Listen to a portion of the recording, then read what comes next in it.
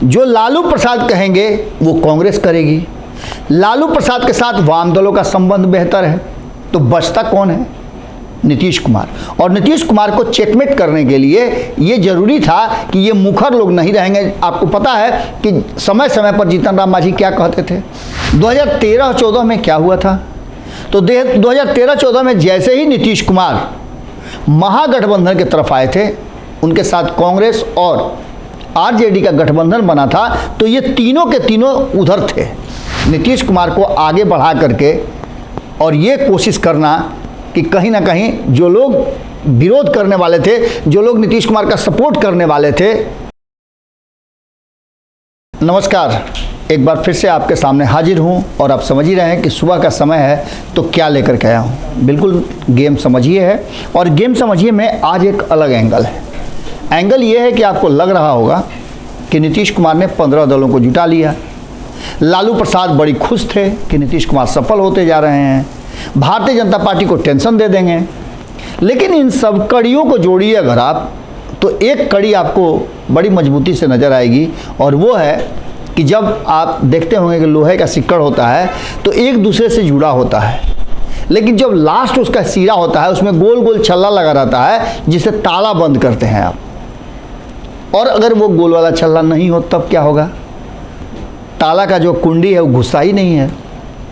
वही हुआ है पूरी तरह से महागठबंधन और एनडीए के बीच में जो झमेला है, जो एक दूसरे को मात देने की बात की जा रही है, उसके पीछे की यही सबसे बड़ी कड़ी है।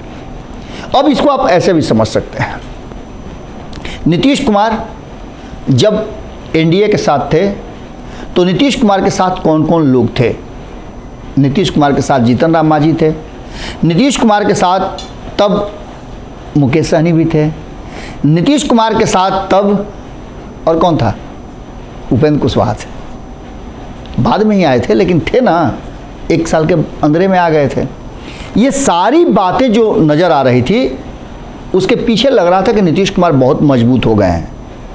लेकिन अब ये तीनों के तीनों उनके साथ नहीं हैं, और अंतिम समय में दोष तो ये दिया जा रहा है कि जीतन राम मांझी को नीतीश कुमार ने ऐसा ऑफर दे दिया जिस ऑफर को स्वीकार ही नहीं कर सकते थे, उनको बाहर का रास्ता देखना पड़ा।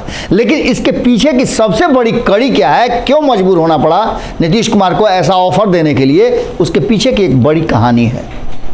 उस कहानी की तरफ आप देखना शुरू करेंगे तो आपको लगेगा कि इसमें बहुत बड़ा तिकड़म भिड़ाया गया है, और ये तिकड़म किसने भिड़ाया है हम आपको सारी चीज़ें बारी बारी से बता रहे हैं। सबसे पहले तो बिहार की 40 सीटें, जिस 7 दलों का दावा किया जाता था, भारतीय जनता पार्टी को बार बार उंगली दिखाई जाती थी कि हम तो 7 दलों का गठबंधन है, आपका सब साथ छोड़ दिया। लेकिन धीरे धीरे करके ये सारा खेल जो है दूसरे तरफ शिफ्ट होता गया, जिस तरह से 2015 में हुआ था, 2014 में हुआ था और 2017 में हुआ था। 2013-14 में क्या हुआ था? तो 2013-14 में जैसे ही नीतीश कुमार महागठबंधन की तरफ आए थे, उनके साथ कांग्रेस और आरजेडी का गठबंधन बना था, तो ये तीनों के तीनों उधर थे।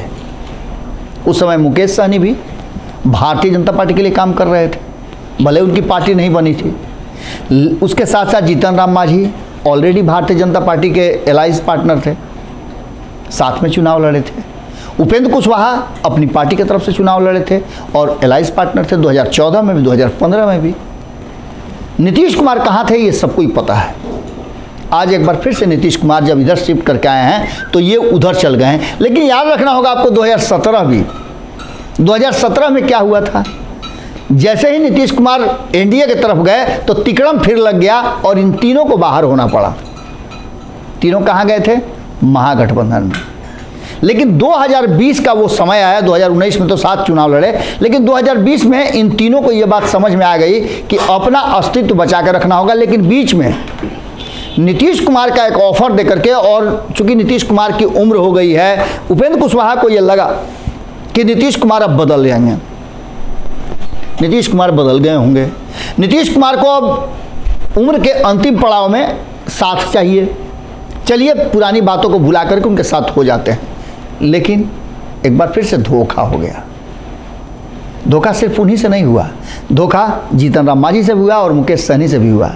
मुकेश सहनी जिस नीतीश कुमार के साथ जिस एनडीए के लिए ऑफर स्वीकार नहीं किया था महागठबंधन के तरफ का, लालू प्रसाद ने खुली तौर पे दोनों दलों को ऑफर किया था कि आप अपनी 4-4 सीटों के साथ हमारे साथ आ जाइए, आपको उप मुख्यमंत्री बना देंगे, आपके चारों जो नेता हैं, चारों विधायक हैं, उनको मंत्री बना देंगे। अब ये बात खुल करके जीतन राम मांझी कहते हैं, तब भी लालू प्रसाद पर ये सवाल खड़ा हुआ था। अब लालू प्रसाद जबकि नीतीश कुमार ही खुद आ गए हैं और सरकार बन गई है, तो ऐसी स्थिति में एक घाटा तो जरूर है और लालू प्रसाद उन चीज़ों को भुलाते नहीं हैं। हालांकि अपने दुश्मनों को भुला जाते हैं, लेकिन छल करने वाले लोगों को, बीच रास्ते पर धोखा देने वाले लोगों को नहीं भुलाते हैं। और खास करके तेजस्वी यादव की बात करें तो वो बदला लेने के मास्टर हैं। यही हुआ जैसे ही 2020 में सीट शेयरिंग का फॉर्मूला सामने आया, ये तीनों बारी बारी से निकल गए और तीनों निकल करके अपना अलग अलग कुनबा बनाए, जिसमें जीतन राम मांझी और मुकेश सहनी एनडीए का पार्ट बने और उपेंद्र कुशवाहा ने अपना एक अलग गठबंधन बनाया अपनी पार्टी के साथ। ये सब कुछ हो गया। उसके बाद 2020 का चुनाव हुआ, नीतीश कुमार को कमज़ोर किया गया और लालू प्रसाद और तेजस्वी यादव को यही समझ में आ गया कि इनकी शक्ति में, इन तीनों की शक्ति अगर मिल जाती है तो कहीं ना कहीं मजबूत हो जाते हैं। तो सबसे पहला काम नीतीश कुमार को कमज़ोर करने के लिए इस शक्ति को ही छीन लेना होता है। नीतीश कुमार से ये तीनों जो उनके स्तंभ थे वो छीन लिए गए।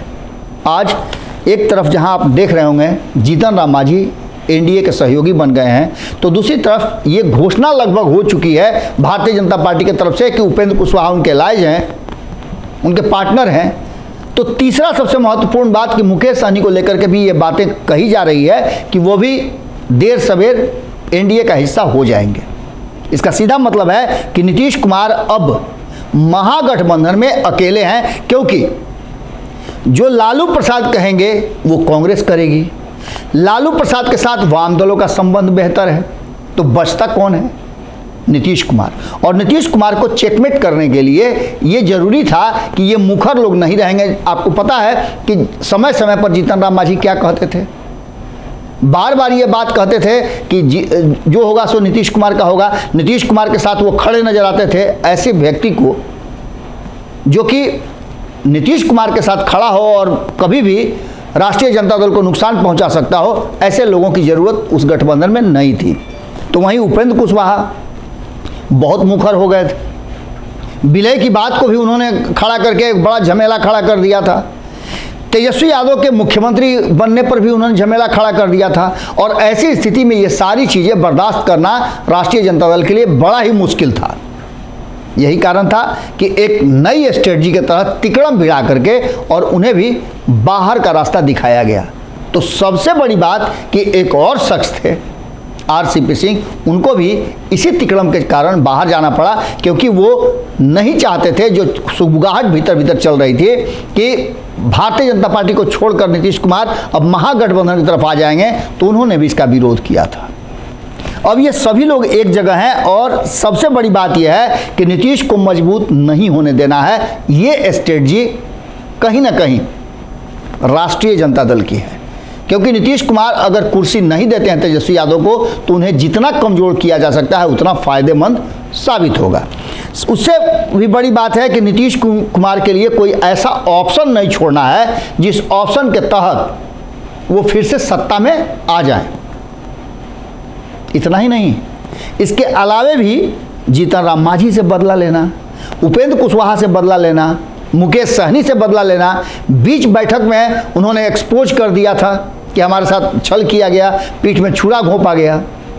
जीतन राम मांझी, जो आपको याद होगा कि 2020 में अलग जब हुए थे तो उन्होंने बहुत सारे आरोप लगाए थे कि डोमिनेट किया जा रहा है, हम लोग को नहीं समझा जा रहा है। और उपेंद्र कुशवाहा के साथ भी लगभग इसी तरह की बातें थी, जो समझौता नहीं हो पाया था और इसको लेकर के उपेंद्र कुशवाहा अपने लोगों को संतुष्ट नहीं कर पा रहे थे। जो सीटें उनको चाहिए थी नहीं मिल रही थी, तो उन्होंने बाहर का रास्ता देख लिया। अब ये सारे लोग एक बार फिर से महागठबंधन को छोड़ करके एनडीए का हिस्सा बने हैं और नीतीश कुमार कहीं ना कहीं जो भारतीय जनता पार्टी सोच रही है वही राष्ट्रीय जनता दल भी सोच रही है कि ये लड़ाई नीतीश कुमार को किनारे करके नीतीश कुमार से 2024 में जितना फायदा उठाना है उठा लीजिए। 2025 के लिए भारतीय जनता पार्टी और राष्ट्रीय जनता दल के बीच सीधी लड़ाई हो जिसमें नीतीश कुमार नहीं हो, तो ऐसी स्थिति में एक चांस बन सकता है राष्ट्रीय जनता दल के लिए, या तो भाजपा आए या फिर आरजेडी आए।